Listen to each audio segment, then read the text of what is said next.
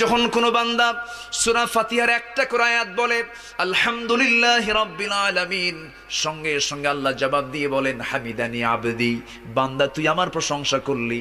আর রহমানির রহিম যখন বলে আল্লাহ বলেন আসনা আলাইয়া আবদি। মালিক ইয়াউমিদ্দিন যখন বলে আল্লাহ বলেন মাজ্জাদানি আবদি। এরপরে যখন বলে ইয়াকা না'বুদু ওয়া ইয়াকা নাস্তাঈন পর্যন্ত যখন বলে আল্লাহ বলেন বান্দারে তুই আমার কাছে কি চাস, প্রাণ খুলে চা রে বান্দা।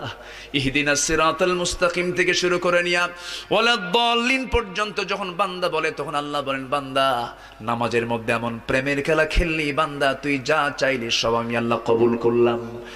ওই বান্দা যখন রুকুতে যায় আল্লাহ তখন অস্থির হন।